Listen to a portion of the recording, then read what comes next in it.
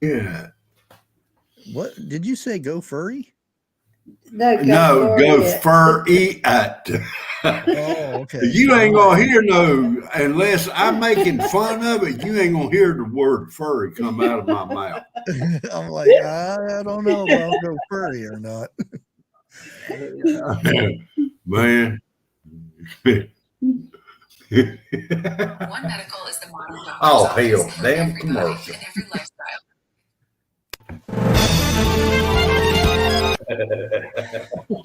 This just in. Breaking news. Really? This just in breaking news. Breaking news. The furries have escaped. Oh, I've been. There's a new series on. Well, there's a couple kind of. There's a new series on Netflix, and it's called Outlast. And there's 16 people, and they get dumped in the wilderness in Alaska, um, and they separate these guys into teams of four, and they have Alpha, Beta, Data, and Charlie and whatever. Alpha, Beta, Charlie, Delta, Flamingo, all furry. Yeah, and the whole thing of this is you whatever team lasts the longest. And the thing is, you can't say three people quit in your team and you're the only one left. You have to go to the other teams and ask them if you can join their team. If nobody wants you there, then you have to signal the flare to leave. So there's no lone wolf in it. Oh, It starts out everybody's freezing cold and whatnot, and they get like a tarp and a flint and steel and an axe and a little bit of tools in this, and then they all go out and look for their camp area, and they have to stay in this area that's pardoned off for that group, and they have to build a shelter in that group. So what they end up doing is because it's going to drop in the 30s, so they have to make a shelter and make a fire. Well, everybody's out there trying to, and this is the southern part of Alaska, which is very wet, and oh, these are there are some survivalists in there, and so many people are trying to start fires. They're trying to get all kinds of stuff, trying to get a fire started. Couple people actually were half intelligent, and because you get a first aid kit, and normally in first aid kits there's cotton balls and you know gauze and stuff like that, so they right. use that to start the fire. Other ones didn't figure this out, and it took them a few days to do it. But then the next thing they have to worry about the next day is water. So they look for, because the main water place where they're in is a cove, and it's ocean water, and they go looking for a spring or something. Very first person sees a stream. Oh, fresh water. Let me taste it. Oh no. Yep. And that's the first person to leave, because that night she puked, and uh, yeah, it was Yeah. bad. And she tapped out. She shot her flare. Um, then one of the guys from one team decided to go to another team, and he took all of his stuff and left in the middle of nowhere, and that pissed off his teammates. Teammates came over and was hollering and screaming at him. When this was going on, another team from the other side says, "Well, I know how we can we can get this to work Hey, faster. look, it's Shift Kicker. Let's The go one and across the only way and robot that steal will kick your butt. the other team's sleeping bags. So they go in and steal all their sleeping bags. Wait a minute, hold on. Rig Theory has appeared. Oh, You got my bad. people coming in the room. Yeah, but- Okay. and what they go and do, which is very bad. I mean, this is something.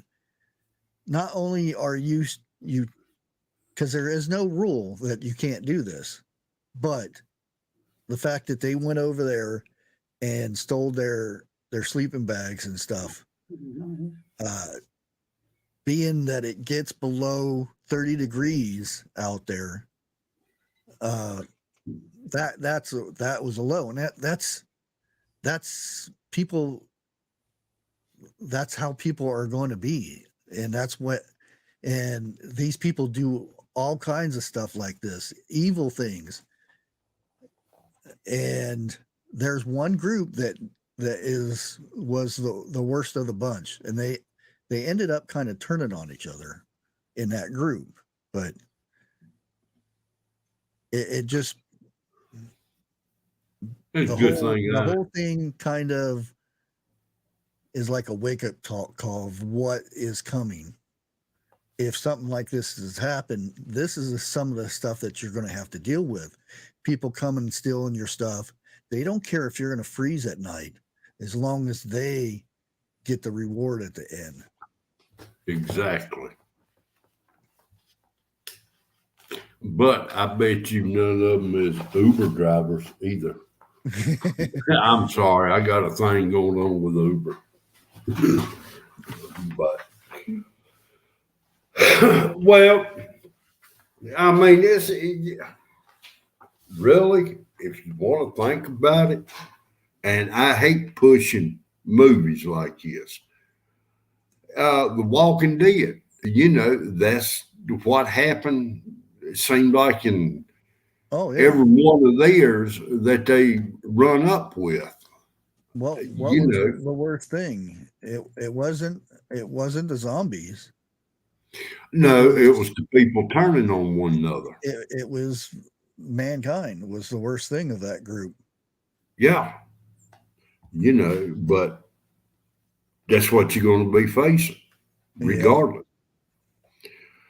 And it's not, I don't think it's going to be just mankind turning on one another, because everything will be polluted in a manner of speaking. Your water, your food, except for what you got stored up. And for people, look, I'm sorry, but 2-3 years ago, somebody was showing on YouTube or said on YouTube, do not show people what you got. Because if something happens, guess where they're going to come to first? And it makes you think, they right. And, let's say EMP or something like that goes, and there is somebody living close to you who knows you. Hey, I know where we can get some food. I know where we can get some of this. I know where we can get some of that. But we're going to need about 4 or 5 people to do this. And that's the thing. They plan this stuff out. They sit there and how do we get to end this quickly? Mm-hmm. And they said, well, if we take their sleeping bags, they're going to freeze at night, so they'll tap out.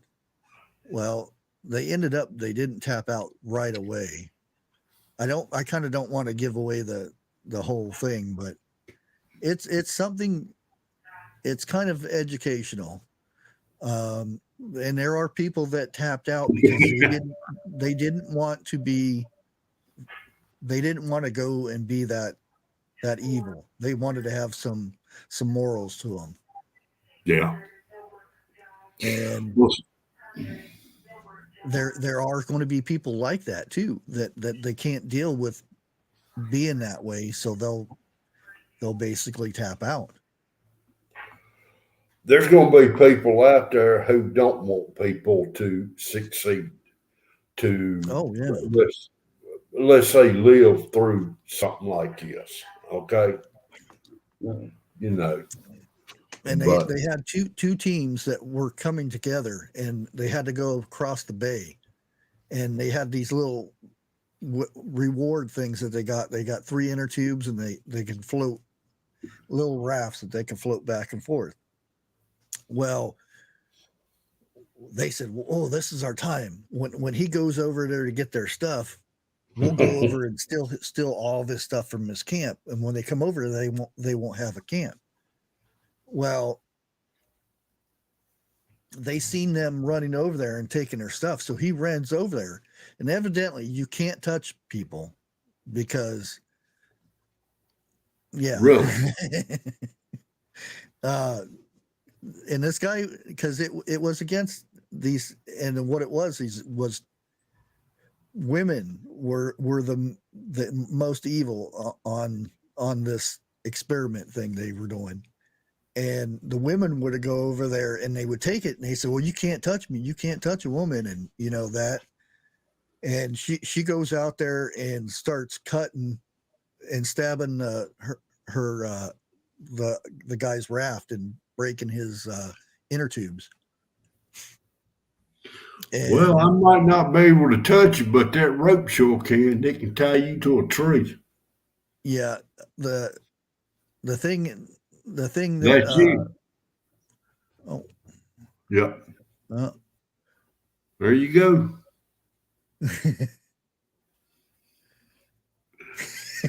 Oh no! Whoa! Thank you for the super chat there. Now let me ask you this: will it grow? Before I really open up my mouth, are you male or female? He's a male. Asshole.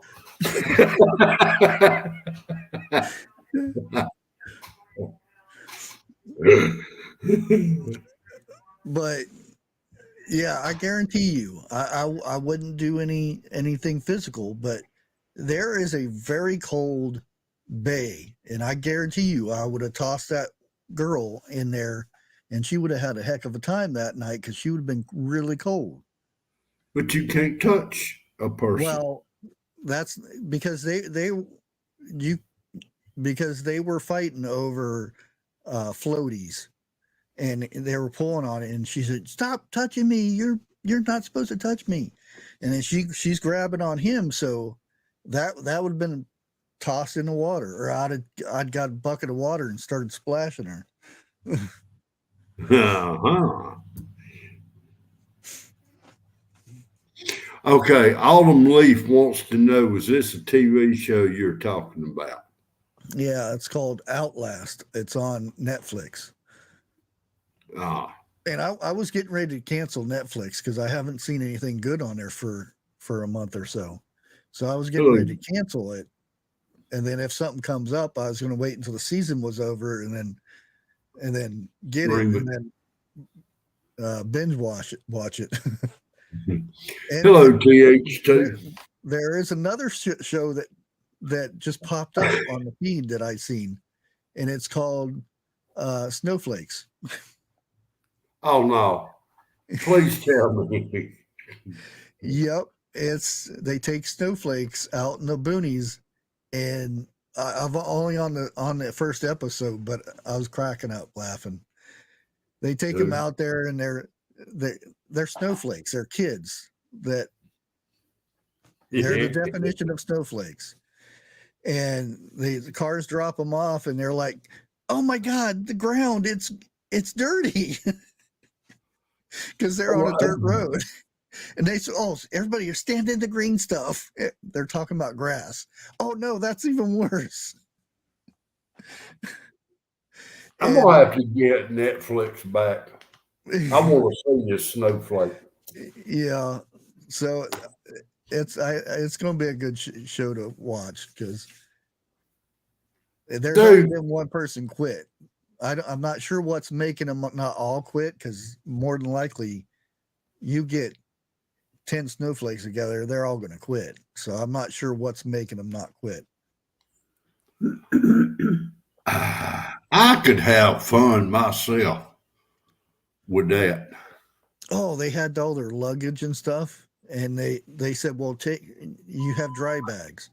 They take out the boots and then put all your essential stuff that you would need to survive in this bag, and then Okay. we'll take all your luggage and meet you over at the camp." And they said, "Where you have to go, you have to walk through here and keep going, and it's by the you." Anyways, they had to walk through like swamp and some stuff. And they get there and saying, "Well, let's kind of teach you a lesson." And he says, "You guys got everything you needed to survive." And he says, "Is there anything really important?" And they're like, "Oh yeah, my Gucci bag's in there, and my eyeliner and all kinds of stuff." And they blew it up, and all of them were crying. Dude, it's about like snipe hunting. Oh, Oh, hey, 101. You ever get a chance, come on down here. Snipes are starting to run pretty good out here. It's the season for it.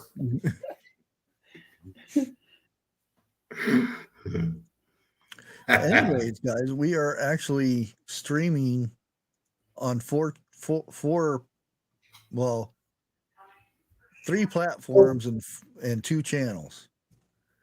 I'm streaming here on this channel. Duh, you're here. Twitch and Rumble. And Jeff is streaming on his channel over there. All at the same time. I don't have the channels like that, but I may before it's over with. Oh, and hello, little lone prepper, shift kicker.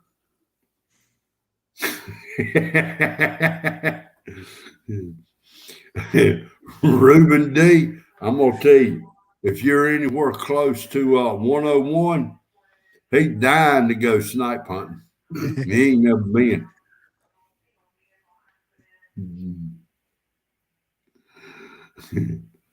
Wait a minute. Is that why we gave out so many cookies? Be charming. Is that for the snowflakes or for the snipes?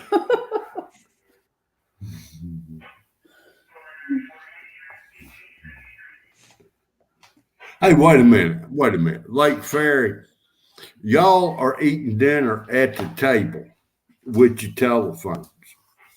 Now, if I'm not mistaken, Bigfoot Lake is on my channel and you're on Bushcrafts. How does the sound on that work out? Because normally there is an echo. It's in stereo now. Oh, you see what Sniffer posted? Where at? Well, just okay. Bear truth, we are on alert 1, meaning we are on high alert status on the submarine. I can understand why. There you go. His sound is off and hers is on. And then how you hearing what we're saying? How did you know what I just said? Well, if they're at the same area, they can hear both of us at the same time. Yeah, but she just said that both of them sound is turned off. Did you hit that mute button? Oh, wait a minute. Hold on. Oh, I figured out what the mute button on the remote control is for. And, if you got a friend who can't hear that good, just hit the mute button and you feel right at home.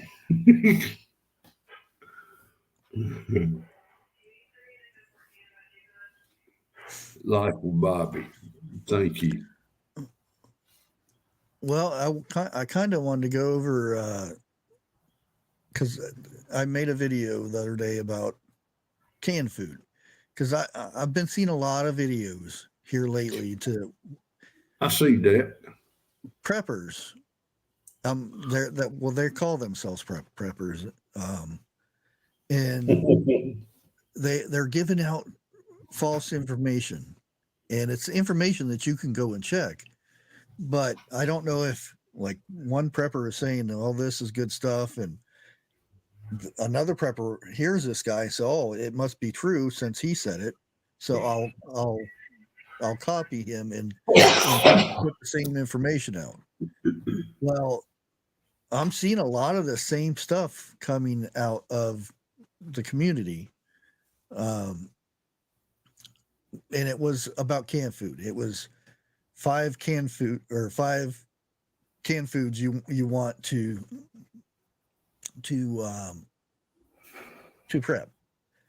And the first one he comes up is corned beef. And it's the the old little twist key thing, which is better than the pop top. I'm not saying it isn't, but he was saying, well, this will never go bad. You can keep it in the can 20 years down the road, it'll be good. And that's just not true. Those seals will actually go bad on that can way before that 20 years comes. And another thing, the next thing he brings out is a chicken, and it's a pop top, and he says this will stay good for 20 years. And I'm like, why are you telling people this? This is not true. Because even the pop tops, it'll say they're good for 2 to 3 years when you buy Tops. them. That's it. And then the seal fails. Cool. And this is in perfect conditions. Like for those in the Northeast or wherever has basements to where your temperature is staying the same temperature year round. You put the stuff in there and it stays at a certain temperature. That's perfect temperature, and they will still fail. It's that seal, it's only meant to last so long and then pop. And then it gets a little bit of air in there, and that air has some kind of contaminant in there that grows mold in there, and then boom, the can starts bubbling, and you push down on it, and then by the time you open it, it's spoiled. And then that's why I said the cans that you want, and the cans nowadays, they have one spot that it can come out, and it's a sealed can. It's not a pop top where you need an actual can opener to open it up, and the seal is on the side. And if you see rust or stuff leaking out of it or whatnot, then the can's no good. And that's why I did the video, is to try to explain different things about canned food, that a lot of things you see out there are just not.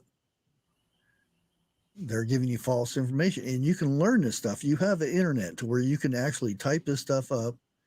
And I've went and did studies on. Well, I didn't do the studies, but I looked up the studies on what cans last longer.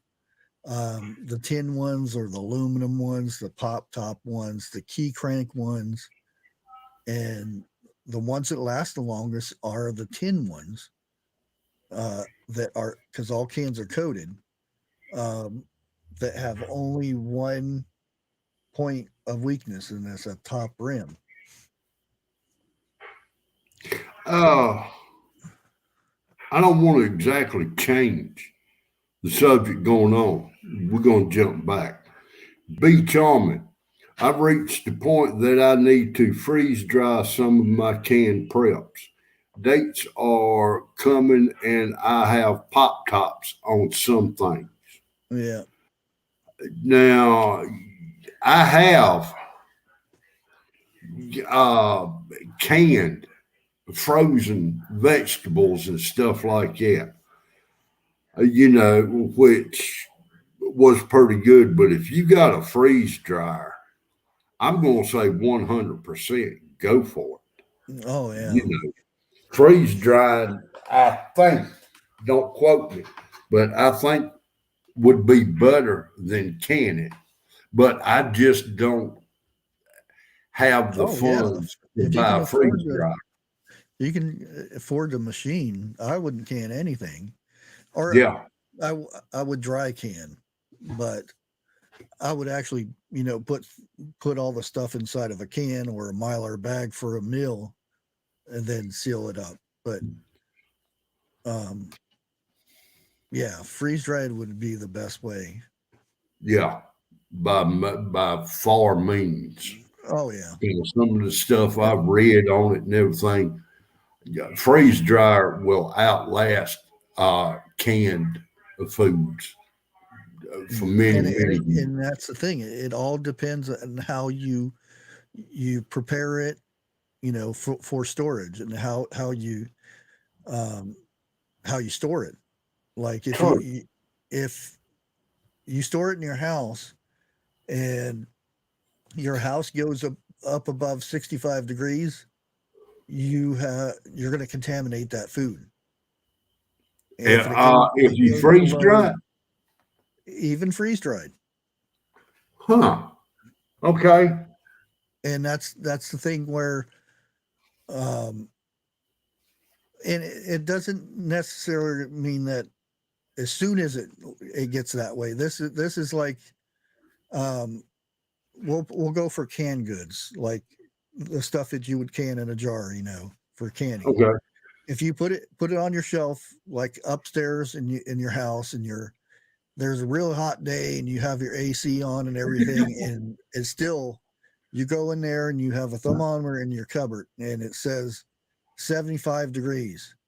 Well, the stuff in that jar is going to start getting cloudy, and then that's where it breaks down the seal in there to where it starts changing its structure, whatever it is. It could be canned tomatoes or something. It starts changing that ingredient to where it'll start working away at the seal. And once that seal goes, then poof, you now have spoiled food. And that's the same thing even with cans. It's not so much, because also sunlight can actually do the same thing. Sunlight, the rays of the sun going through the jar will actually do stuff to it. Okay. That's why they say it's the perfect temperature is around 55 to 60 degrees. Anything over 65, it starts changing the structure of whatever's in there.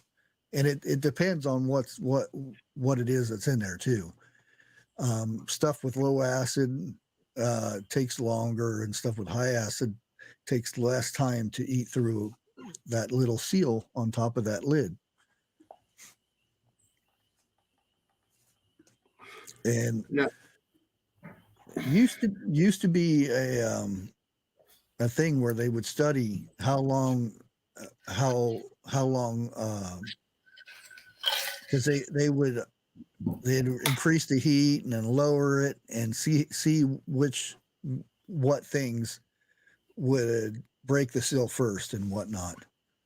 Oh. And I haven't seen that show in a long time. Okay. It was on Beach on educational TV too at that time.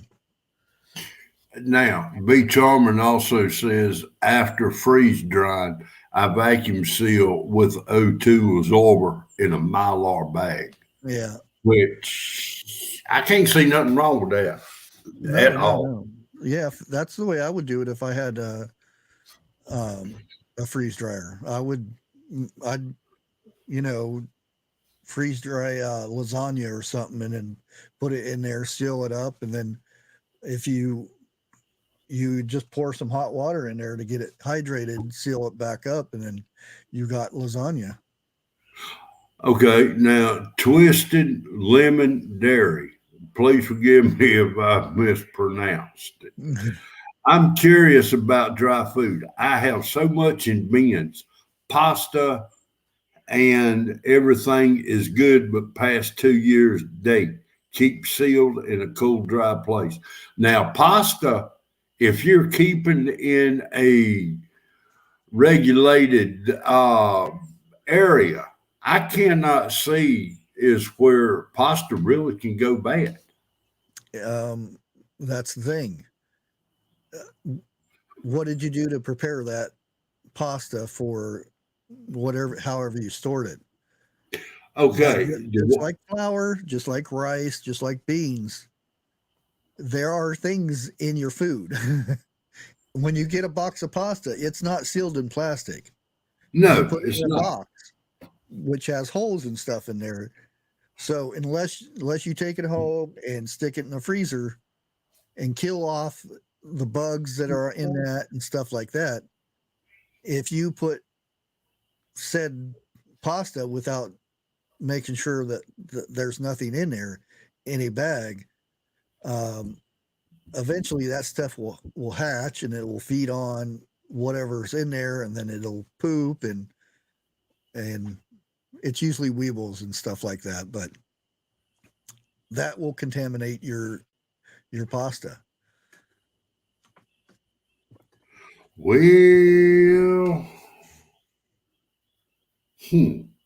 I put mine in glass jars, threw a O2 absorber in it, and vacuum sealed the crap out of it. I did not put mine in the freezer Yeah. because I did not know that at the time. Yeah, it's got bugs in it. Well, I know it's got bugs in it, but I figured, you vacuum seal that bad boy. It should. This before I started hearing about bugs and everything. Yeah. Yeah. See, that's the thing.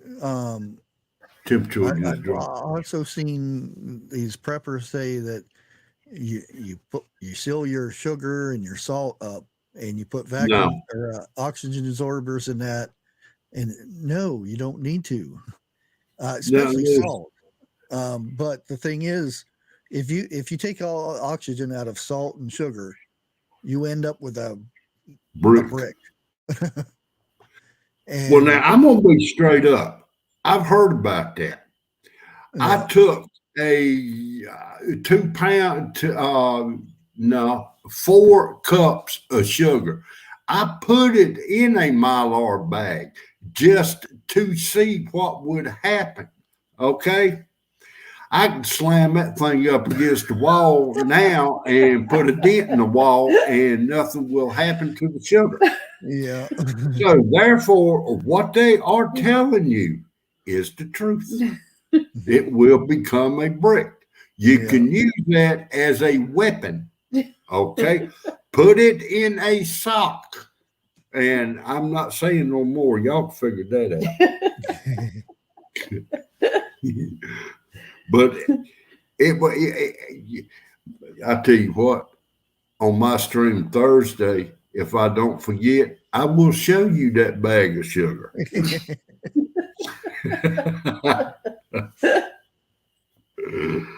I've not done the salt yet. Yeah, and I've been doing some research on salt, and it's very unhealthy. But now this is not all salt. This is not all salt. This is salt that they dredge up from the ocean, and they take the water out of it. And what they do is they have to bleach the salt. So they use chlorine to bleach it. So they add a chemical, and they add another chemical to make sure it doesn't stick to each other, the crystals. So there's 2 chemicals they're already adding to it. And then they add iodine to it. And some people have issues with iodine. They add all this stuff to the salt, and that's the table salt that you get in the little round tubes. And like I said, it's not all salt, but this is a salt that they they get that's nice and the white salt and whatnot. And that's the chemicals they use to get it to your table. Well, now, let me say something on this right here. Regardless, some of the salt is bad. I will agree. But your body, wait a minute, I'm jumping the gun here. Iodized salt is good for two things also. It's also good for seasoning your food if you're using the right one.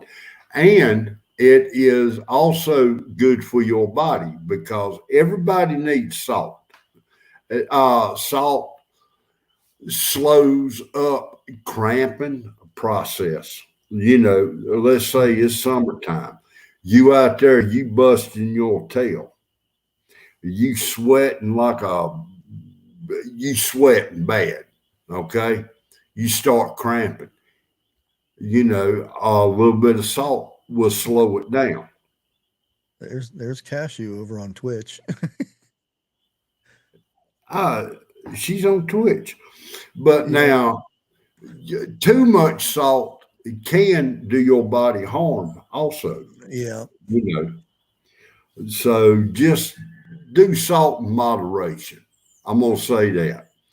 And I would say that Bushcraft may disagree with it.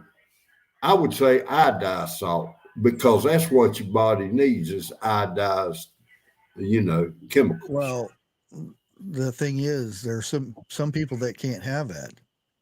You're right. You can't take it out of the salt, so they need salt, and you only have iodized salt. What are you going to do? There are other ways of getting salt, though, other than the ocean and whatnot. But the thing is, and that's what you have to prepare for. And a lot of people don't think of spices and things like that when it comes to prepping. I got my beans, I got my rice. Oh shit! You better have some fat back in bacon. What about garlic and well, chili powder, all that stuff that you can make. You can make all that stuff too. Mm-hmm. Susie D, you don't sweat. You are the second person I've run across in my life that does not sweat. That's not good. No. But seeing as how Bushcraft just brought this up, I know spices, it is expensive depending on what you get, but he is correct 100%. Everybody needs spices, like that right there. We can see you over there, Blake. It's all your chat shows up except for Rumbles. Rumble doesn't show up. Oh, really? There's nobody over at Rumble. There's one person watching then. No, there's two people watching on Rumble. Hi, people on Rumble. Yes. Pickle juice, dill pickle juice also helps with cramps big time. Mustard? Yeah, mustard helps with cramps, and it also helps with burns too. You can keep that. Well, yes and no. Okay.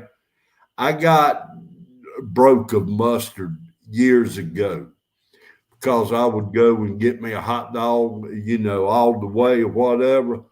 And hell, they would kill the hot dog with half a jar of mustard on that thing. I want to taste the dog, the slaw, and the chili. I don't want to taste nothing but mustard. Good God Almighty. I put mustard on my own stuff. I think I'll take a toothpick full of mustard and put on something now. But I'm not talking about no 3rd degree burn. I'm talking first to second. Oh yeah. Put your little mustard on it. Okay. Yeah, I don't have mustard, so yeah. Hey, go to the Don't next touch room why I talk. Okay, I know you and 101 don't like mustard, so just Yeah. go in the Good for other burns. room. Anything But- that looks like baby poop, I'm not going to put on my But I am going to tell you this. If anybody has gotten a blister from a hot pot or something like that, and I will put it like this, it's going to burn like crazy. But It'll that's take that the burn yeah. When that burn stops, it won't be no more burning. It takes it all out.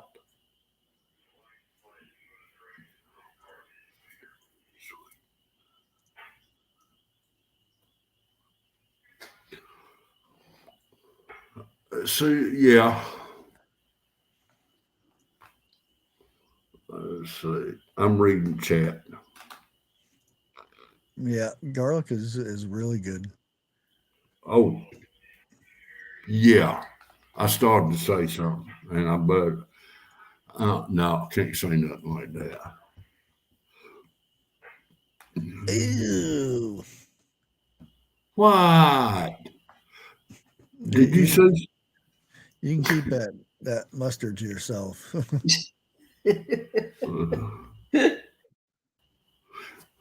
Boy, it sounds like to me, you and me may have a disagreement if we ever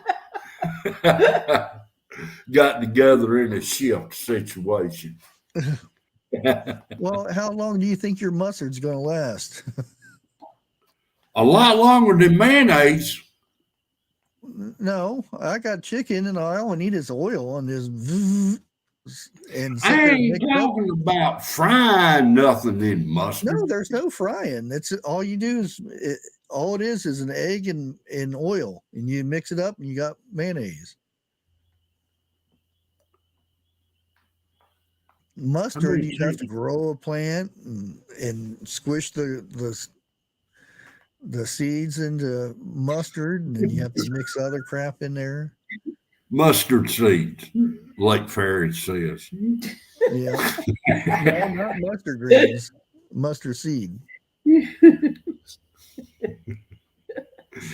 Hello, Mr. Boswell.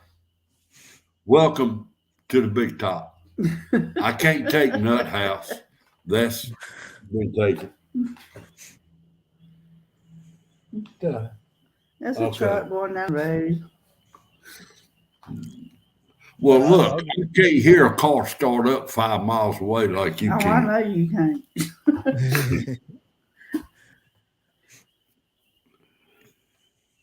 Like lettuce? No. Wait a minute. Hey, you can make mustard out of lettuce. No, That's what Lake Ferry just said. Mustard. It comes from A seed. a seed, which is an herb. Right. Because you can grow mustard plant. It's Right. It's a seed, and well, there's other spices with it, but Oh, darn. I thought Lake Ferry was telling me something I didn't know. Doggone it. I'm going to say, I'm going to go buy me a whole bunch of lettuce. I'm growing lettuce upstairs. It won't never make it out to the garden. I eat it for salad and whatnot. Yeah. Boss man, you give me a head of lettuce. I'll fry, not boil, but I'll fry you up some cabbage. Wait a minute, hold on. lettuce? What did I? Yeah, I just caught what I just Cabbage, said. Never not mind, lettuce. forget it. I'm having a bad week. I was gonna say you're gonna have to fry that thing for a good long while. Yeah. I meant cabbage. Duh.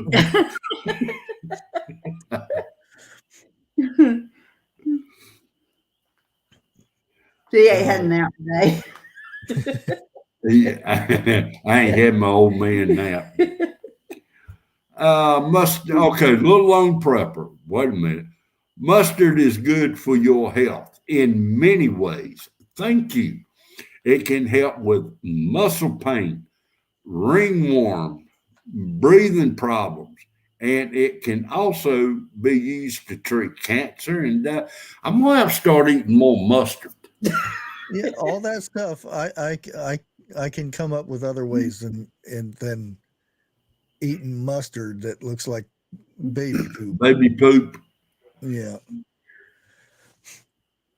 Yeah, but this And- right here is probably a little bit and cheaper. especially the newborn babies. That's all Yeah. it looks like. They poop is mustard.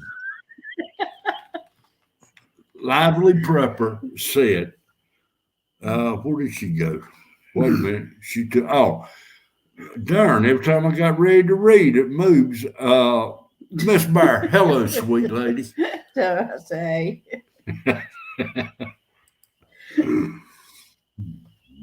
But to get back to what you was talking about before I so rudely interrupted you And got on that subject of a mustard. half hour ago.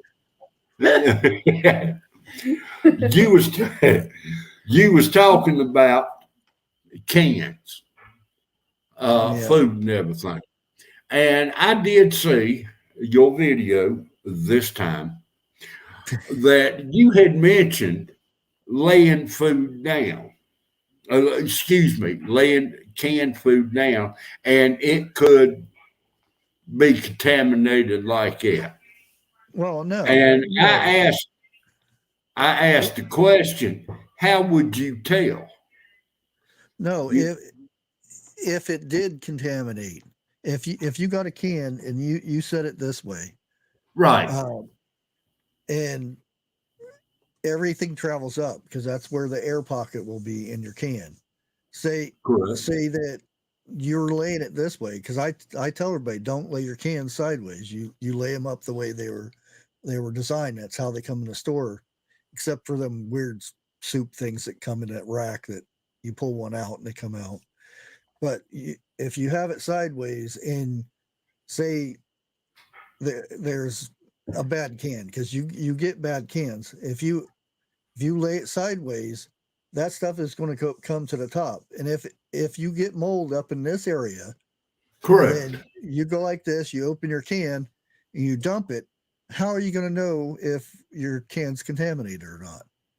Unless you look inside the can and say, oh, there's stuff growing on there. Well, see, that was the question that I asked. Yeah, that's why I say you store them like this, because if you store them like that and there is something bad in there, because I opened that one can and you seen, because I did a short on it, and you seen the mold growing on top of it, you already know not to eat that. And the whole thing, when somebody before they open it, they shake it up. And I'm like, no, don't shake it up, because you don't know if there's something bad at the top of that can. So if you open it, and then one of the first things you do is look at the top of the lid. Is there stuff in the inside of the lid? Is there stuff there that doesn't look right? Then you look in the can. You can plainly see if there's something there or not. Okay, now, Bouncer asked, newer cans are lined with plastic but don't last as long as the old ones. Yeah. And that's what I was talking about with they have aluminum cans now and they have tin cans. The tin cans will actually last 5 to 10 years longer than the aluminum ones, because aluminum will break down faster from the seal. From the inside, you got a plastic seal and then aluminum. The in-between area right there will break down before the tin ones. The tin ones will last 10 to 15 years longer, depending how everything is stored too. What you need to do is next time you open up a can, kind of get one or kind of get two cans, one with each one with the aluminum and one with the other one, and show the people, what to look for and Yeah. so forth. That's why the first thing I thought was, oh man, this is good. This is a good thing to teach people about that can. And I looked in the can, there was that mold, and I said, this is what happens. And it still had 2 years before the sell by date. Huh. And it's just because it could be anything from maybe it was coming from California, and they broke down in Arizona somewhere to where it got 120 degrees, and then they drove up here where it's colder, and then you don't know where all this stuff comes from and stuff. Oh, Mr. Boswell is smart. That's why it's tin TV and not aluminum TV.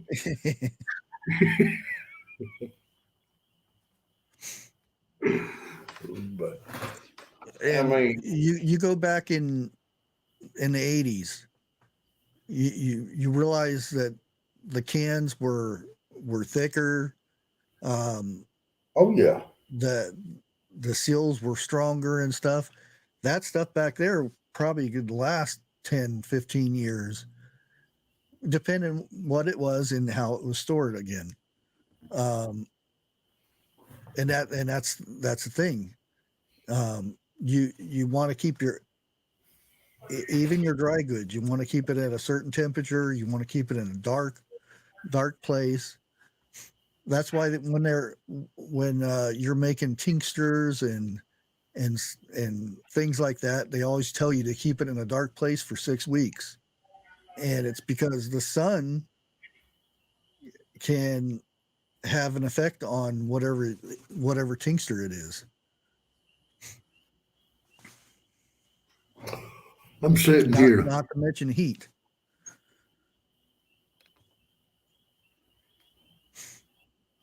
I didn't get my biscuit.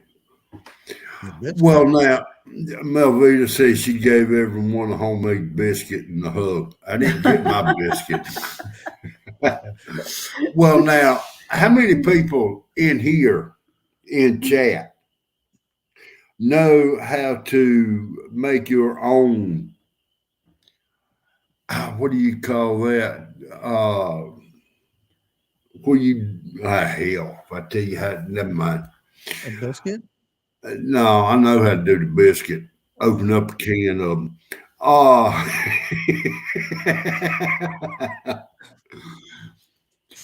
Yeah, I can't think of the name of what it's called. Oh, What is can't. No. Okay. Can I buy a Forget vowel? you can probably buy all of them. It won't help me. Okay. Daddy used to tell me when he was coming up how he kept his food from spoiling and everything. They dug a hole in the ground. Yeah. That's it. A cellar. Fruit cellar? Yeah. Yeah. But like that right there. And now I'm looking to where people are going out and buying tin cans, trash cans, Yeah. digging a hole in the ground, and let's say putting the hole, I'm going to say trash can, in the hole except for the top. But they kind of throw straw over it and everything, keep people from finding it. And that also helps. Now, my question to this right here, you got wintertime rolling around. Let's say in your area of bushcraft, okay? Yeah. Wouldn't the cold weather freeze what's in a can like that or not? that's where the frost line comes in. You got to know where the frost line is. So But- if you're in your area, you can call a construction person or whatever and say, "What's the frost line?" And they say 2 feet. 18 inches in my area. Yeah, it's well over 2 feet here. There's some places it's like 4 feet, so you have to go under that bit. Frost line. Yeah. Okay. Now, a person goes, I'm using this as an example, under 2 feet. When they cover it back up and the ground done got hard and shift hits, it's going to be a pain to dig that up Well, when the ground is don't frozen. bury it. Well, didn't you just say it had to go below the frost line? And we're talking the 55-gallon metal trash can. Yeah. Does the whole thing have to go under the frost line? Yeah, as long as it's below that, that's the thing. There's better ways than digging a little hole and putting a trash can in there. Right. You can go and dig at an angle and make to where you can walk into it. Well, now I'm That way not talking. you can have both sides, because you're not going to get very much stuff in that. And if you starve and you're it's going to be stuck there. If there's 2 feet of snow out, that food's going to be fine, but you can't get to it unless you start a fire on top of it and then dig it out. Then you just ruined it. Well, Like I said, there's better ways to making fruit That's cellars and stuff. well, there is, but like I said, I've been watching or seeing here on YouTube where people are burying trash cans like that, and That's not for fruit right there, cellars. yeah, That's a stash. that's more shit. If I'm gonna do a stash, you ain't gonna find it but me. Yeah. And I do mine in 5-gallon buckets, and I have multiple in different areas, so that if I ever have to, which I got like another year, I might actually record that, but I've got another year on one that needs to be replaced. You know what? I have them in there for 3 years. Ginger Ninja give me a good idea.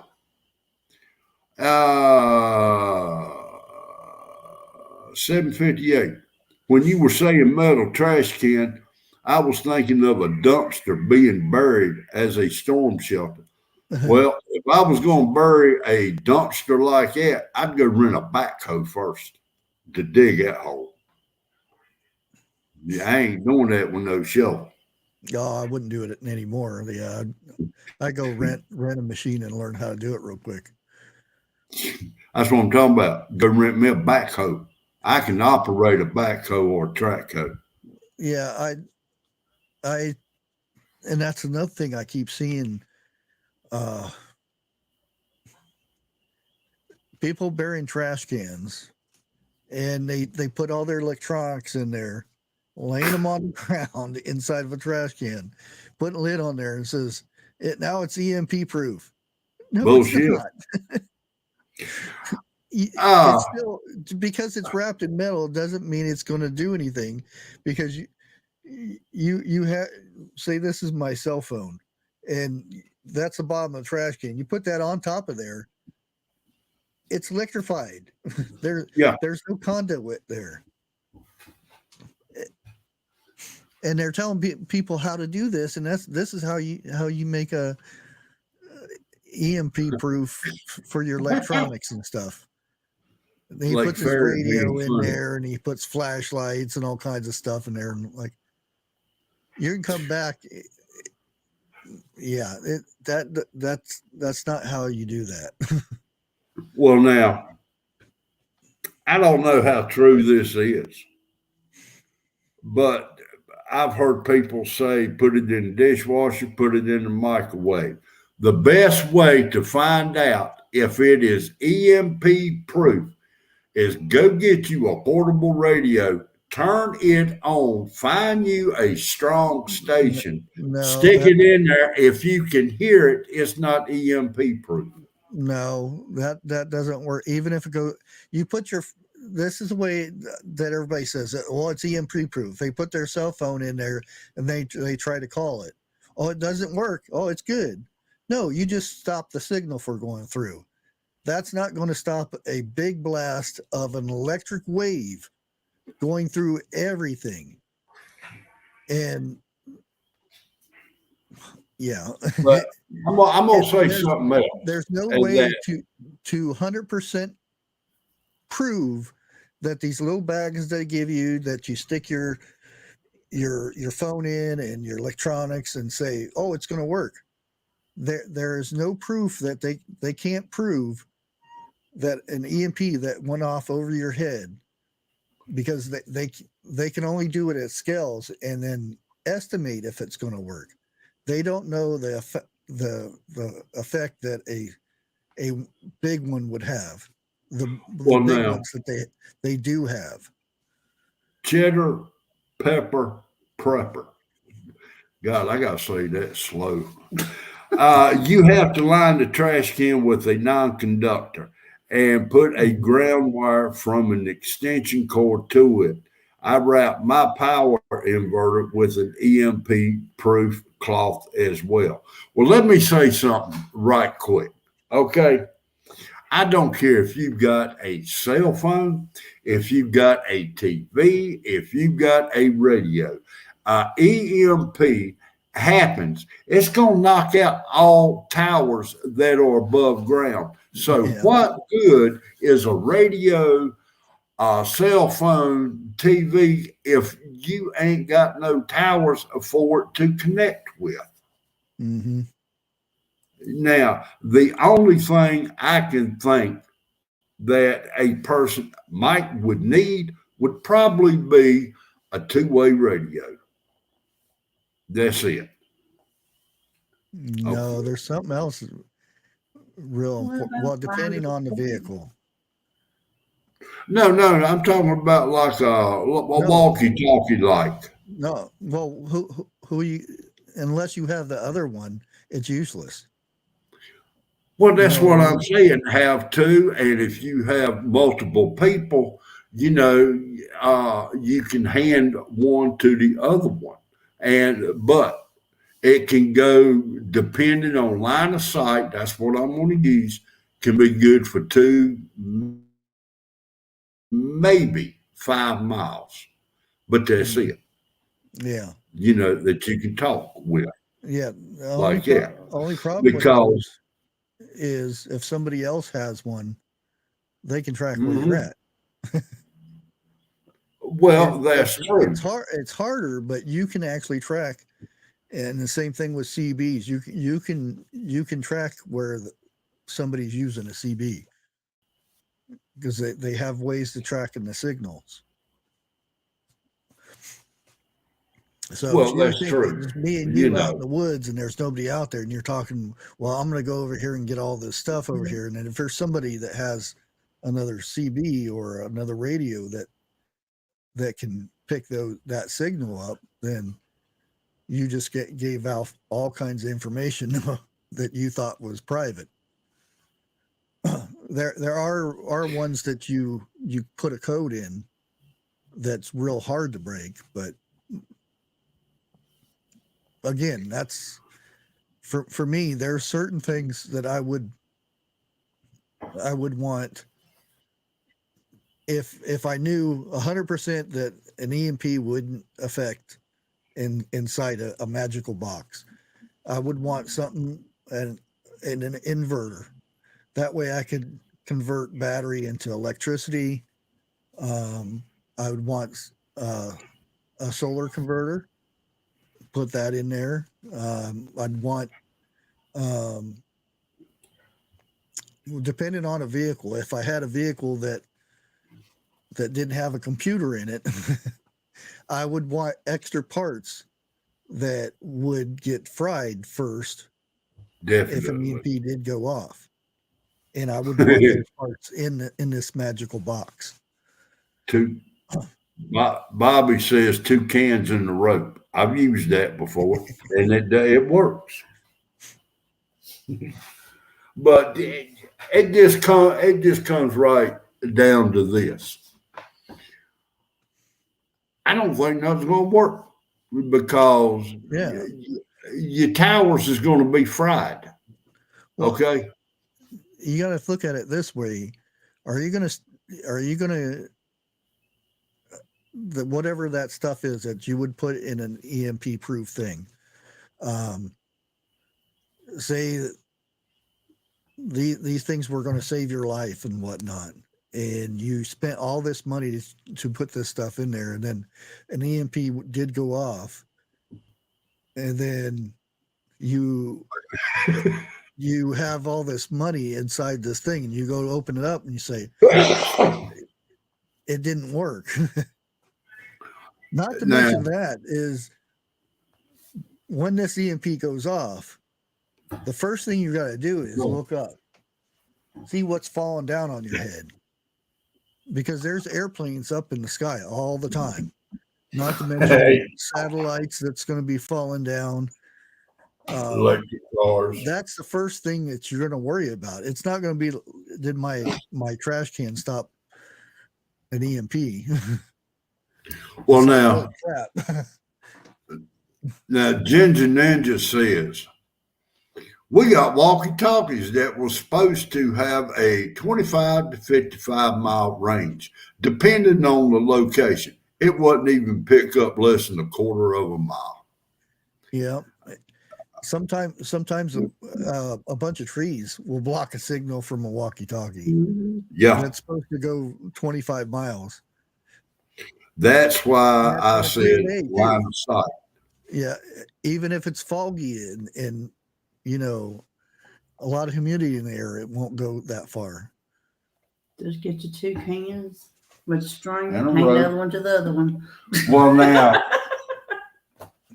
the best I've ever gotten from a CB radio was at nighttime because it would, does the bounce. right, it bounces. And that bounce can carry a long, long way.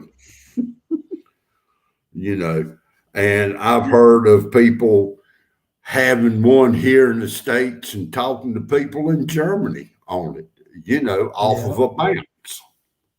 I tried talking some, I don't know what language they were talking. They were talking a storm off to me, but I have no idea what the hell they were saying.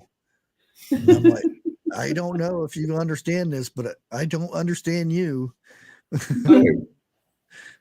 Chef Kicker posted Prepping 101, 8:10 p.m. Central. Oh, shit, Central. Never mind. Okay. Hey, Rebel Canners. Yeah, and we were talking about salt earlier. A Rebel Canner, she's allergic to iodine. Really? So that's what I was saying. If you get somebody that's allergic to that iodine, but they need salt, what are you going to do? You only have salt that has iodine in it. You're kind of screwed there. Okay, so what you're saying is Rebel Canner has like salt, but she has to have a special kind of salt. Well, It can't be iodized. I use the pink stuff, the Himalayan salt, Right. because it's. Now I got some of that. Yeah. Anytime I see them big containers and they go on size, I grab it really quick.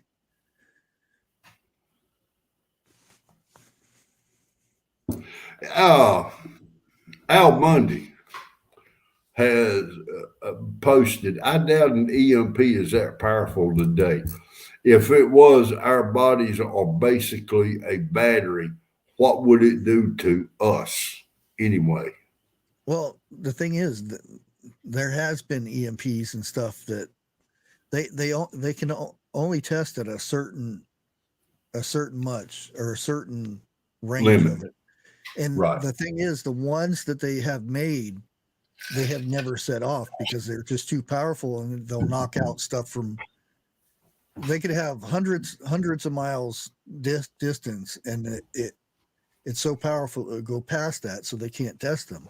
They've even said this, that they haven't tested their biggest EMPs that they would fire from space.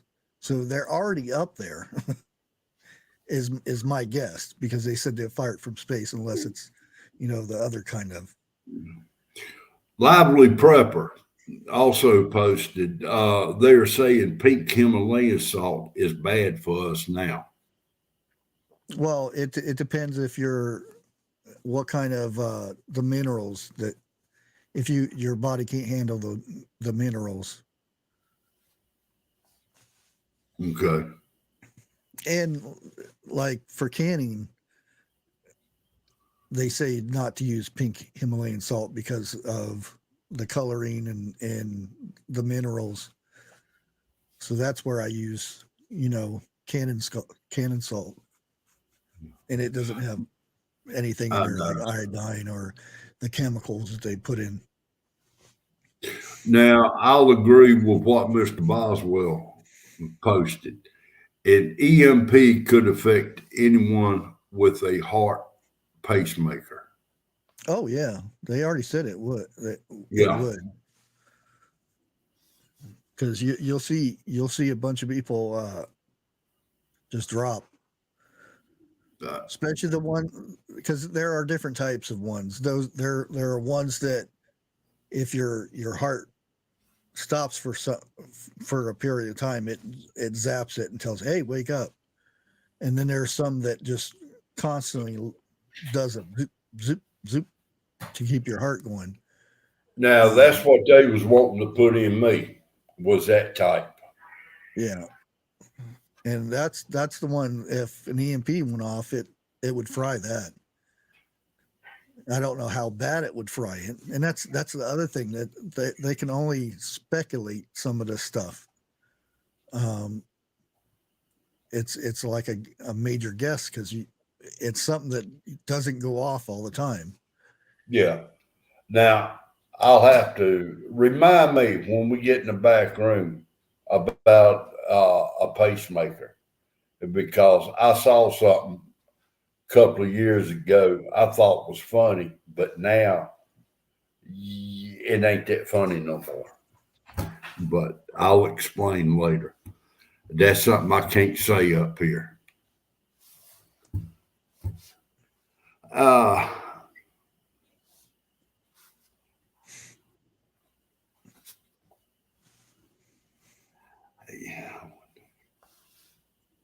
Yeah, that's the and the work they've done to they'll have a like a warehouse, and they'll have it grounded to the ground and all kinds of special things to where it won't go outside of this room. And that's how they test the EMP. They'll spoot off a little EMP and see if it goes, if it's protected in this little case. The thing is that thing going to be protected like 1,000 times more powerful one than that? Like those little envelopes where they have the little Velcro, and they put their cell phone in there, which unless you have like pictures and digital maps or something like that, or books or something on a cell phone. Right. Well, now, need that. I saw something today you may want to bring up on 10, either you or Mr. Boswell tonight. I'll explain it when he gets back.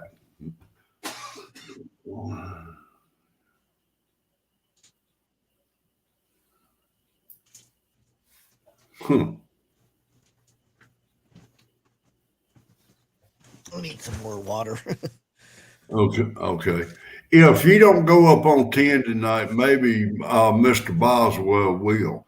But I saw an article today, matter of fact, that there is let's say a big hole in the sun that's fixing to send a lot of rays our way. That was last week. Was it last week? Yeah, 10 showed it. Okay. Well, never mind then. Forget it. Yeah. And because I said it looked like a cat. The one picture on one side kind of looked like a cat, and the other one looked like something else, and they were kissing. And there was a Uh-oh. big black hole in the middle of it. Huh. But it was facing away from There's the rain. Earth. So if it was a little bit more over to the right, then it could have hit us. So it really did miss us, more or less. Yeah. Okay. Yeah, but we did get hit from some. Yeah, but not the blunt force. A couple days ago, we got hit. Now I remember them saying we got hit, a couple of days ago, but I didn't think it was from that one. I thought the one I saw today is a new one that's coming. I don't know. Yeah, she was talking about it before we started the live, and she was going to bring it up, and never did bring it up. Well, I be.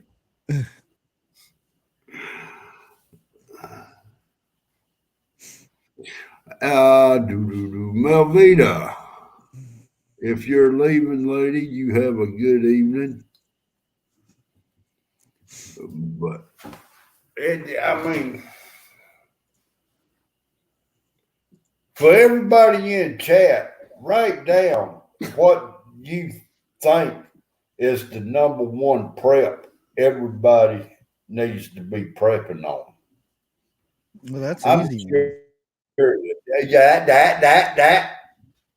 Don't say nothing right yet. Me and you've talked about this quite a few times, but I'm just curious. Darn it. Wrong.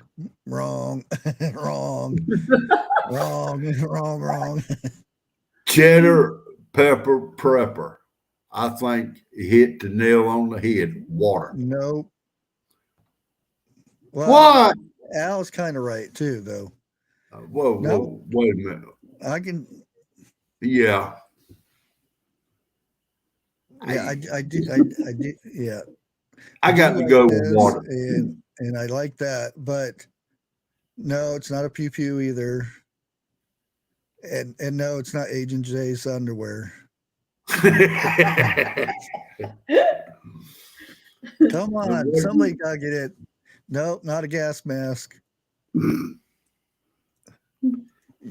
TH2, come on. You guys are thinking with all these ideas, but I haven't seen the right one yet. I will swore them down. It would have been water. Nope. What's your question? Well, just like that show I was telling you about. Geez, no. Ooh. No, it's not money either. Like that show I was telling you about. Everybody's out looking for the water, and that one lady goes like this and drinks the water. The night she's out of it. And why Water. they found water? Yes, that's good, but why? Because she didn't have the knowledge. That's the number one prep, your brain, the knowledge. Because you can have water, but if you don't know how to purify it, you're just going to poison yourself. Knowledge. Yeah. Okay. So if you don't know enough to prep, I can have all this stuff, but if one thing happens that you don't know nothing about, that could be the end of you. Well, now it's like I've said, right many times. You can get water out of a stream, but But Be charming. Oh well, I'm done for. Boil it. You know, I've said that time and time again. Boil your water, but just because you boil it does not mean you're going to get everything out of it. It's got to be purified. Still, that's one way of purifying it. Well, you don't. That's the thing. What do you boil water for? It's get the It's bacteria purified. out, because at a certain temperature it kills the pathogens and bacteria. If there's chemicals in the water, you may have made that water turn into a toxic that's going to make you glow funny when you pee. Oh, that's when you give it to somebody you really don't care about. Let them try.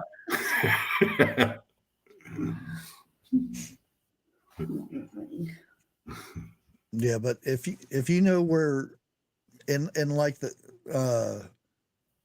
well, let's see how many people know. I'm pretty sure some will know because they're up in Alaska and knowledge of Alaska. So if you have water that's coming off of a river or something and you drink it, and what's it called when there's beavers swimming in that water, and is that water good?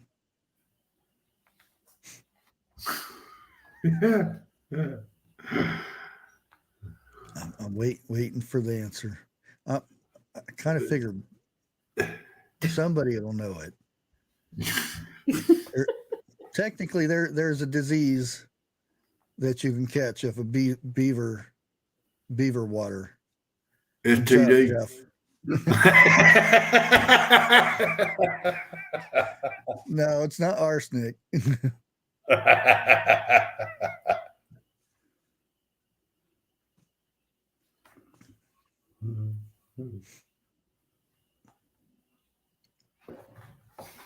Cat scratch fever, cheddar pepper. I think Yeah. that's the I I think that's the slang for it, but that's not the actual disease. It's called Giardia. Oh, there we go. Hell, I take Jardiance every morning. And it's from, you know, the beaver's going to swim in there and he's going to take a dump in the water. Yeah, and that's the other thing, they call it beaver fever. Not the Justin Bieber one, but the other one. Thank God. And that's what happened. That girl, she said, "Oh, this water that's coming off the river here, it's good," because it was the first fresh water they found, and she drank it, and they're like, "No, don't," and well, we Thank don't know. you. She only drank a little bit. She only drank a cup, so she might be fine. And then that night, she's up barfing like crazy, and she tapped. Hi, Mr. Boswell. You have a good evening.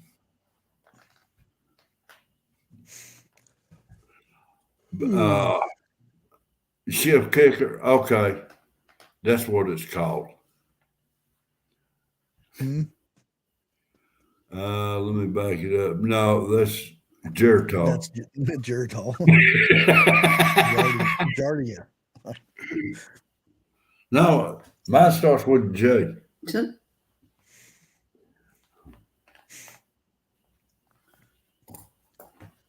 And that doesn't, and that's the thing.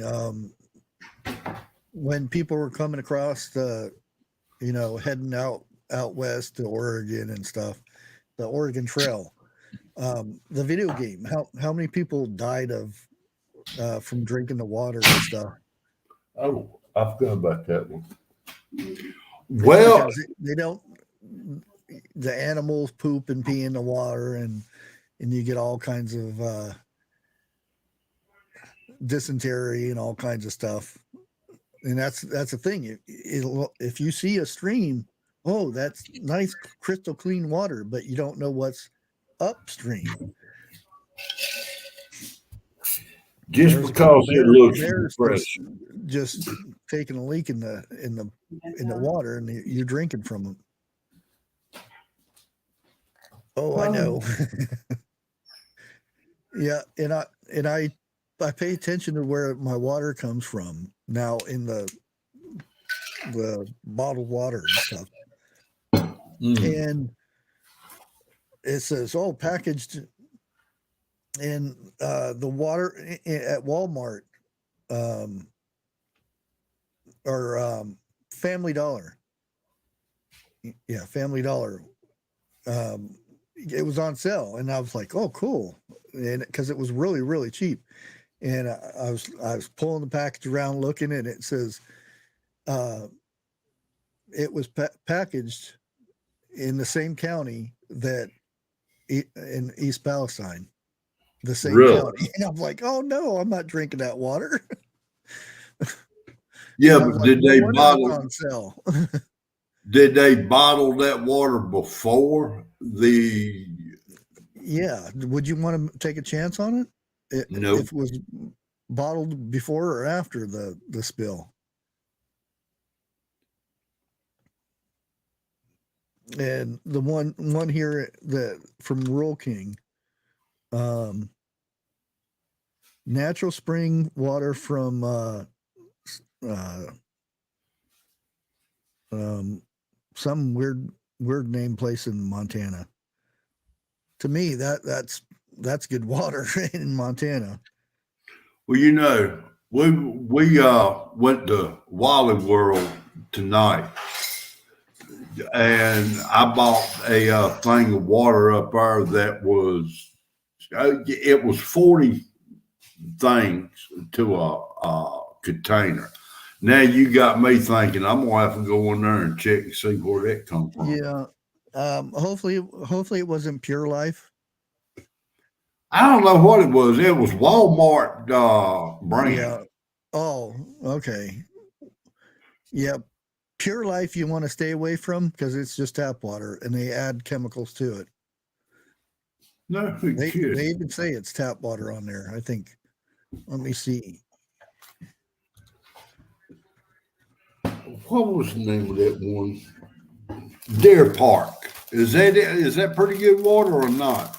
Deer Not Park. sure.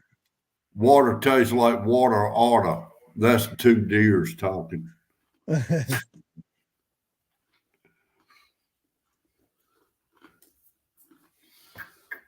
Going. I shall return in a minute. Okay. Here, I think here it is.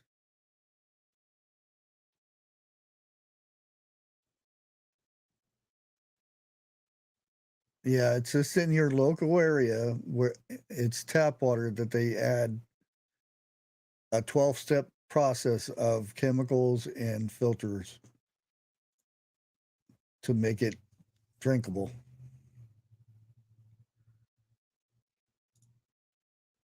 Yeah, and they just had a recall from Connecticut, Delaware, New Jersey, New York, and Pennsylvania for Pure Life.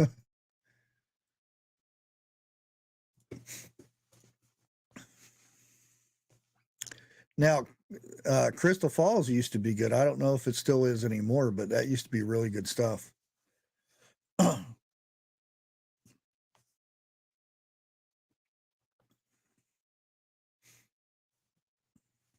And the ones that there was one that was supposed to be Argent, deep well spring water or something like that, and they tracked it down, and it came right from the faucet in Florida.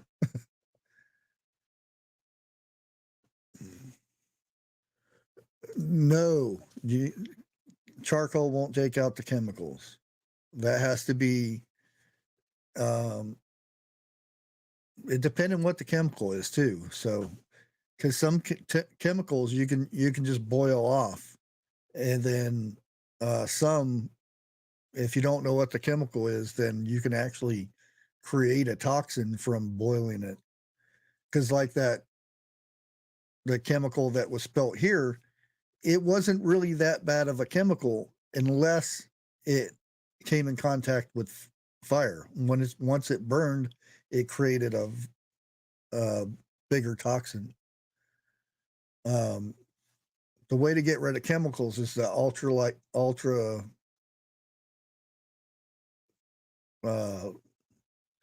UV lighting or whatever it's called.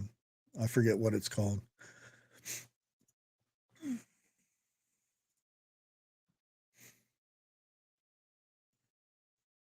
And my grandpa used to tell me one of the best, if you find a mountain spring or something and it has tadpoles in it, he said that's some of the freshest water you get because it has the tadpoles in it. And I thought, well, they're probably pooping and peeing in there, but he says that's the best water you can get. He says if it's coming out of the mountain and there's no life in there, then it's got something in it, because in the hills of Ohio, especially the southern area, it's all coal mine, and some of the coal mines, the sulfur from them coal mines will leak into the mountains and stuff, and then that's where you get the sulfur and stuff that contaminates the water. Yeah, that's what it is. Reverse osmosis. Yeah.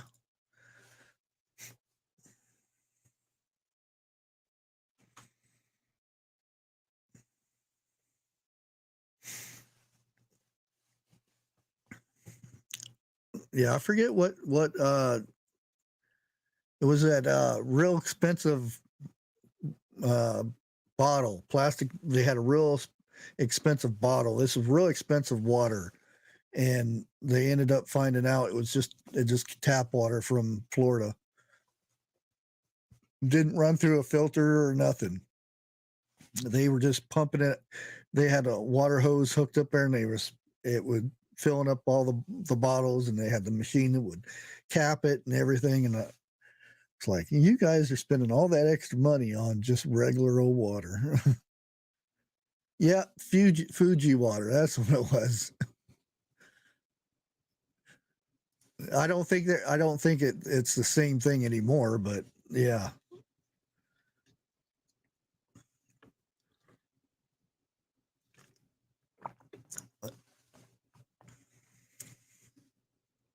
Yeah, I don't know if it's still the same anymore than that they had to actually get filtered water and stuff, and that's the thing, you don't know where this comes from and whatnot. Well, it could be just a regular water that you get out of the city tap water. Doesn't come from a spring or anything, just comes from the city. All right, for some of y'all, good news. I'm back.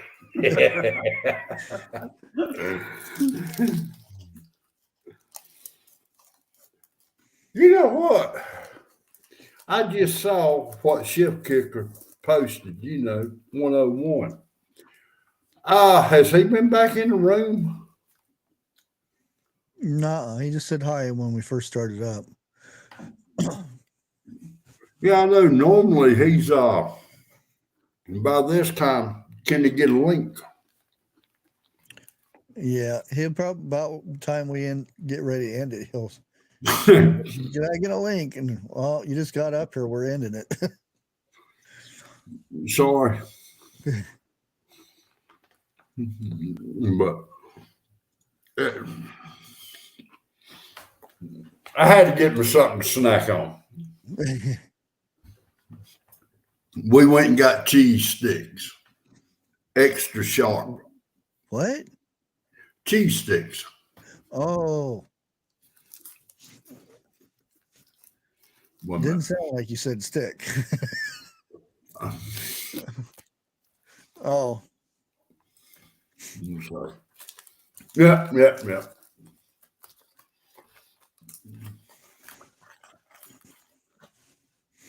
Huh. yeah. I gotta make sure when I shut the stream down, I have to go to Rumble and actually stop the stream because it actually keeps running. Oh, really? Yeah, you actually have to shut it down. Unlike everything else, yeah.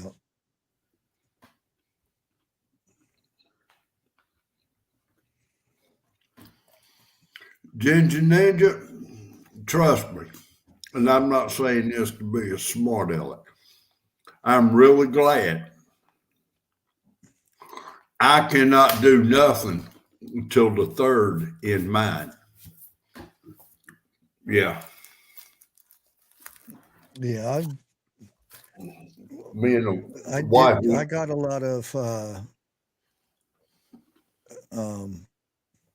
purple dead nettles today. I'm Really? still going to get some more so I can have enough because I want to have some for tea and I want to have some for tincture. I'm going to make a tincture. Mm. Well, now, like I said, earlier, me and the wife, we went to Wally World, and we got to looking, and I saw some things I would love to lay my hands on. There is like a heating mat for starter trays, and they got lamps, Amazon. Amazon. Oh, I know. They're I way ain't paying cheaper at Amazon. $45 for a grow light. I'm sorry. I got 4 for $24. 4 grow lights. They're 2 feet long. Yeah. Shit, I'll go to the pot store and buy mine before I pay that much for them. Oh, sorry. But $24 is really cheap for grow lights, and they're not the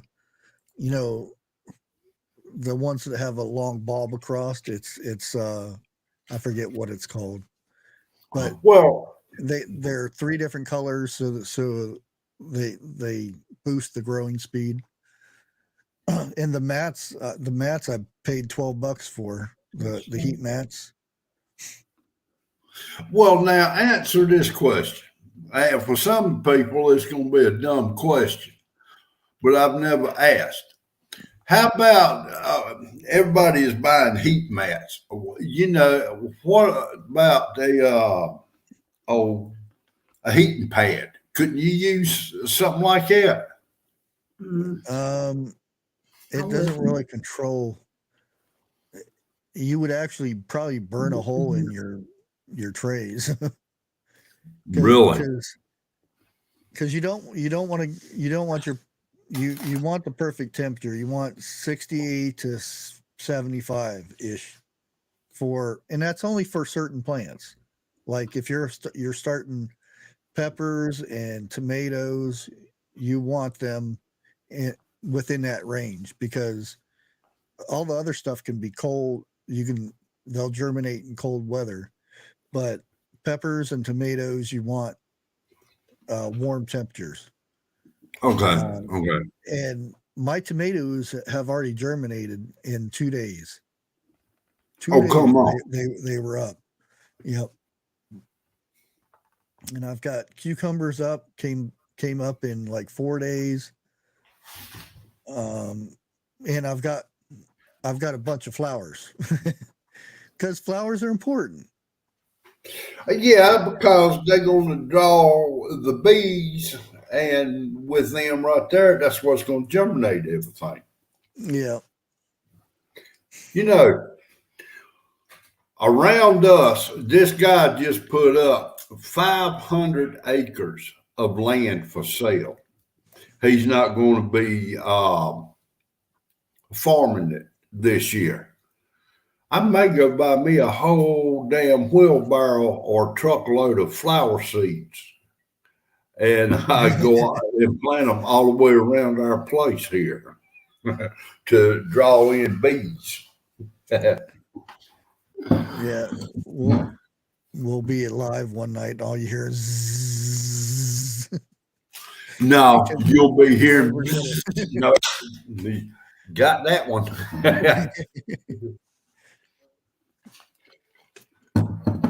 Those wood borer bees, Oh, mud daubers, yeah. not mud daubers, wood borers. You know, the bumblebees with the boars holes. Carpenter bees, yeah. I'm gonna tell you what, them things are little assholes. I'm sorry. But there was one flying around my head the other day, and I reached up, I popped it. And I think he brought his mama back with him. And I said, all right, that's it. Well, you know, I went in the house and got my electric fly swatter. I hit that one, and that other one flew, and I ain't seen another one around my head since then. Yeah, you know they actually have a photographic memory. They do. Yeah, and they'll actually tell, and I don't know how much this is true, but they say that they'll tell their offsprings and stuff about you. And Yeah. if they see you, they'll attack you. I don't know how much that part is true, but that's what I don't know how they figure this stuff out, but yeah, that's what they say. Well, now the one I read about, which I know what you're talking about, and they showed a picture, but it was not of a black bumblebee, you know, that bores holes in wood like that. Not around here anyway. Yeah. If that's the case, I'm going to have to move because there's about 500 that fly around out here.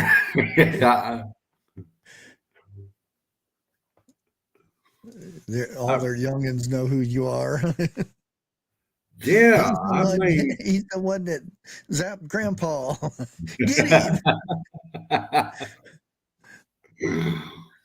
But, you know, that kind of makes you wonder how many offsprings do they have at a time? Boy, I guess I'm that's one way of doing it. I sprayed my eyes with WD-40 and they don't mess with my eyes. Huh. Well, we know not to take medical advice from TJ. Put WD-40 on it. Hey, Agent J. Oh.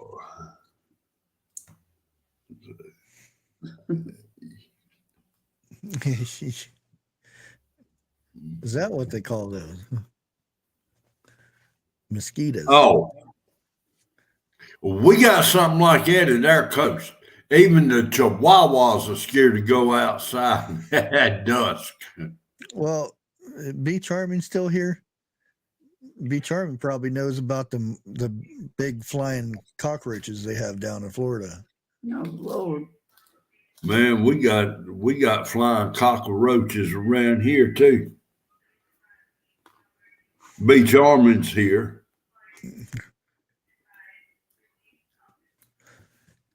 1,500 eggs a day. My God.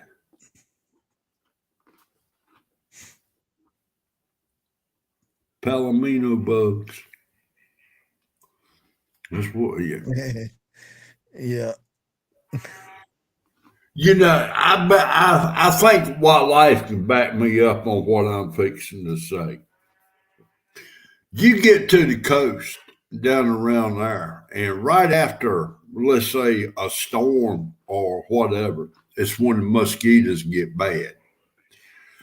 But by God, you can Outdoors. hear them suckers coming a mile away. Oh, yeah. Outdoors. I remember the first time I thought it was a bat was chasing me. It was a dang flying cockroach. Really? Yeah.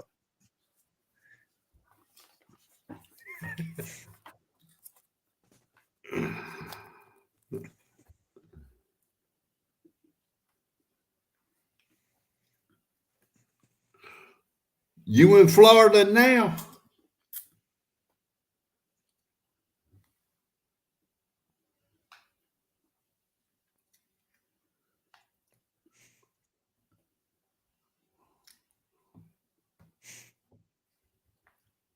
Yeah. Yeah, I remember when I was in Georgia. It was summer, and it just turned nighttime, and the whole freaking field was lit up with lightning bugs. I remember it's the most lightning bugs I ever seen in one little field. And I was going around with the mason jar, filling that jar up. Get you that Well, with now, kids. let me see. Where did I see that? Yeah, Rebel Cannon says giant water beetles are as big as bats. They swim and fly and crawl. Damn, that sounds like target practice to me. Yeah. That's when you get you a friendly chicken to hang out with you. Chicken, you better get some guineas, a whole flock of them. Them guineas would be so caught picking fat they couldn't walk.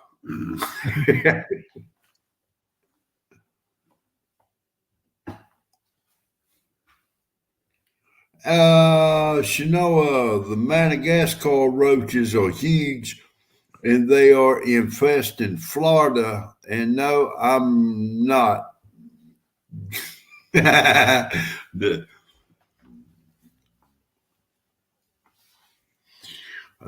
rest of it's a private joke.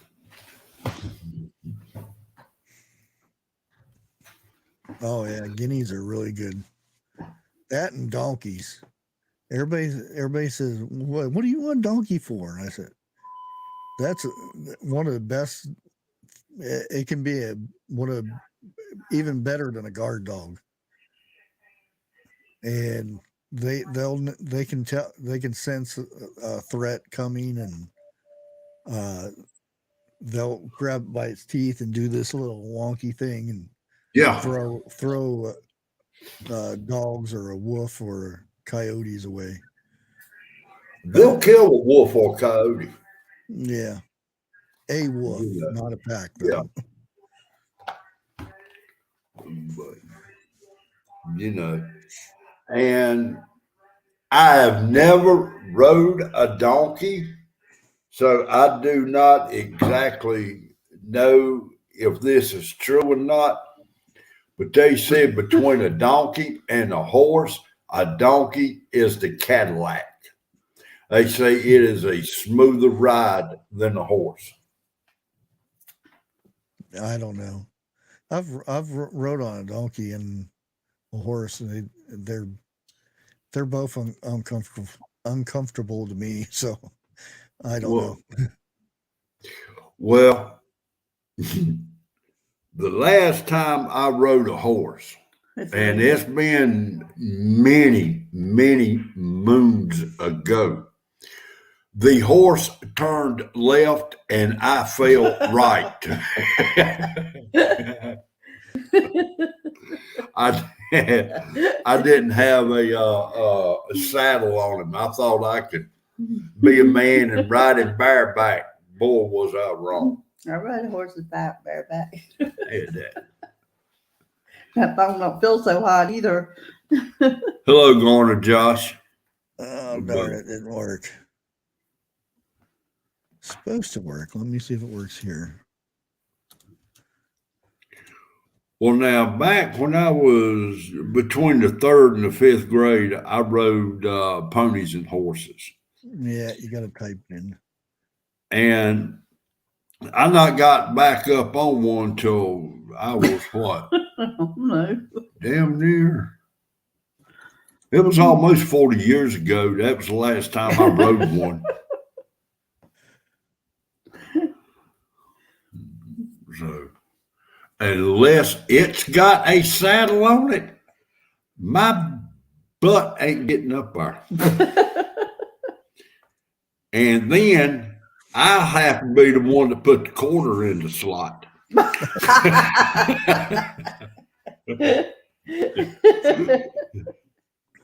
remember when I lived in I can't remember the name of the town. It was a little town outside of Albuquerque, probably about 60 miles away from Albuquerque, New Mexico, and lived out in the country.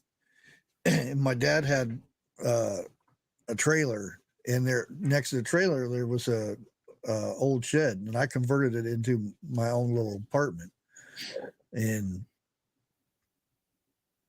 down the road, and at that time I had stepbrothers, and down the road, me and one of my stepbrothers picked up a couple girls and they said, "You want to ride home?" And we thought they were going to, drive us home, and found out they got on the horses, says, "Jump on up." And the girl I was with was like probably about 1.5 feet taller than me at the time. And and I was I got up there, and I said, "I have nothing to hold on to." And she said, "Well, you're supposed to hold on to me." And I said, "Okay." And grabbed my arms around. And yeah, there's a way you're supposed to ride a horse that I didn't know about then. And it was very uncomfortable. Boing, boing, boing.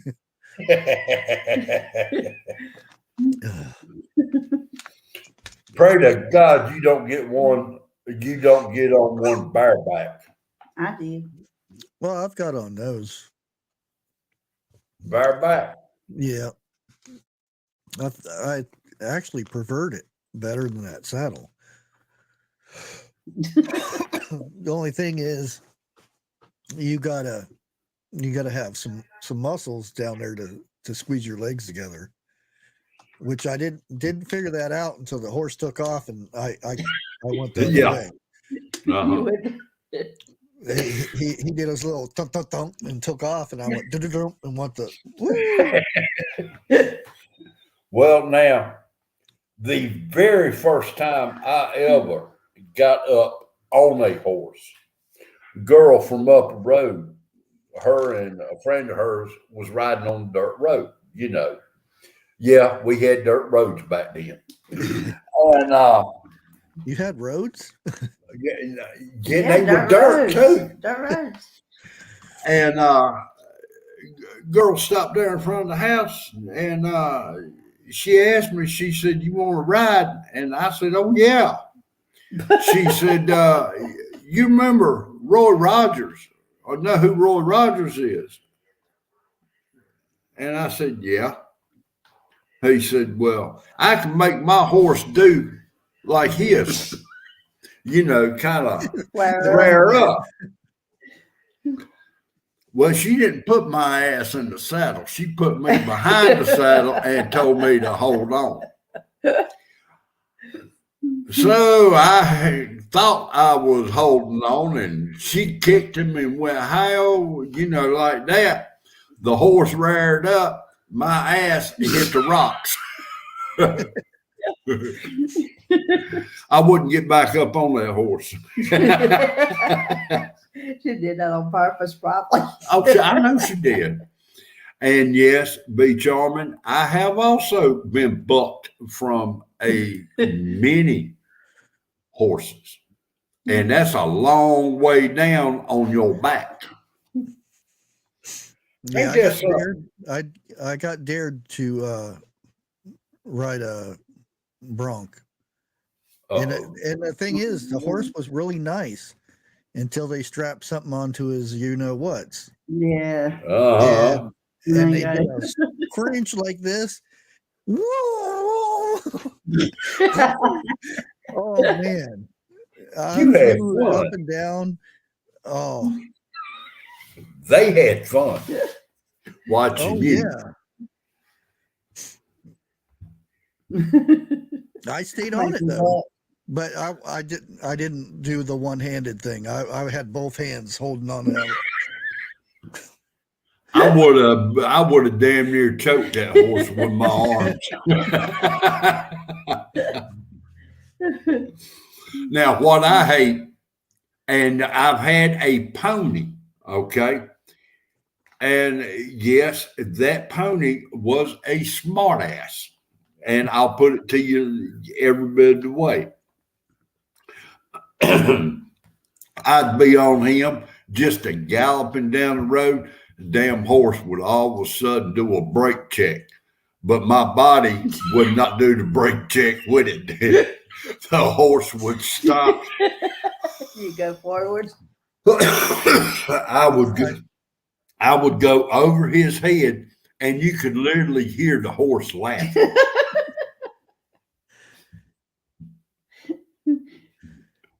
Yeah.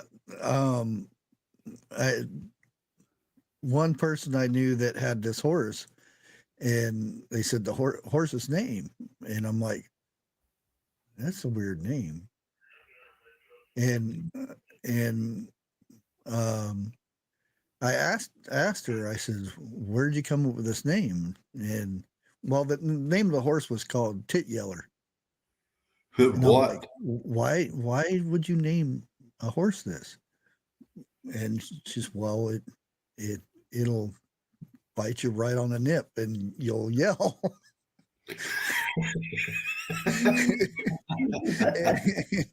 I didn't believe it. And we were sitting there in the next stall, and she reaches over to grab something off one of the harnesses or whatever they call them.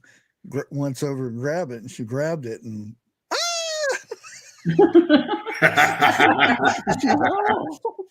turning around. I thought, well, I guess that's a good name for him. Oh, Lordy. So, I mean, horses are a beautiful animal. Yeah, Don't they get me are. wrong, I love but it. but they can be a butt at times. They can Oh be yeah, stubborn too. way they're treated and stuff too. Just Well, like any other animal. Shetland pony. That's what I had. Okay. Oh. Them some mean little shits. But anytime I wanted to ride the pony, I had to go to the other end. I had to walk with a saddle and a bridle to get the That's what horse. it is. Bridle. That's what it was.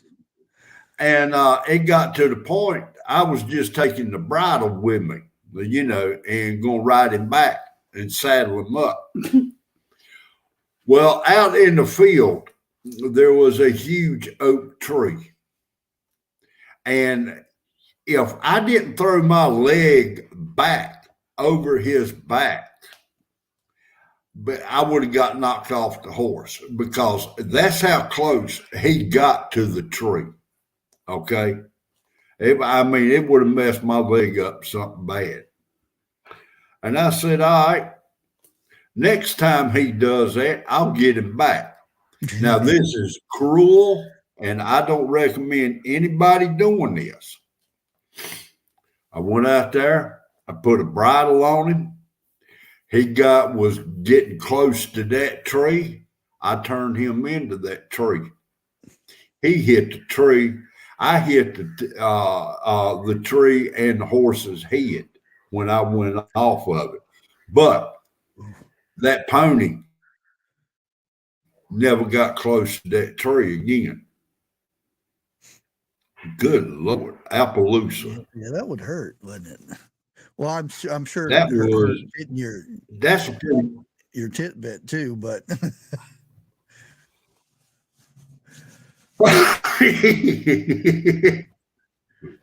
yeah.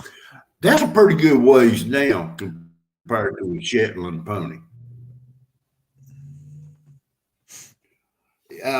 Susie D, many horses are nearsighted, meaning to them, I don't care. That horse wasn't that dead burn nearsighted to get that damn close to the We tree. don't know that. Well, guys, I And think let me we're tell you gonna- something else not to do. Call it. Oh, go ahead. Go ahead and finish it. Unless it's like a 15-minute Yes. story, but No, it ain't far. Long, maybe 13 minutes. Don't throw horse feed on top of a 55-gallon drum and while the horse is eating, jump on his back to ride him. You're going to have scars that's going to last you the rest of your life. So that's it. That's what not to do. oh, hey, Ed. How's it going? I haven't seen you for a good while. I know you stopped your YouTube for a bit. Hope you're doing good though. Well, guys, we're gonna go ahead and end it. It's 9:00. We'll head over to 101. He will sure have something good to talk about. If not, we'll make it go our way anyway. Oh, trust We me. usually change his whatever he's talking about. We usually end up changing it anyway. Yeah. Yes. No, we don't do that. Everybody have a good evening. Yeah, and we will see. I'm not going to have a live this Wednesday or Friday because I'll have my birthday one Saturday. Instead Oh, of you Friday- having a birthday? That's right. Yeah, instead of Friday, I'm gonna have it on Saturday. But we'll be over at Jeff's Thursday though, Yes, definitely. and Unless we, the tornado comes through. well, don't talk like that. You got to knock on wood. No. Well, 1 minute. Damn, my head does sound like wood, don't it? Okay, we'll catch you over at 101's, or we'll catch you Thursday over at Jeff's. Everybody have a great day, and thanks, mods, for keeping the riffraff out, and we'll catch you on the next one.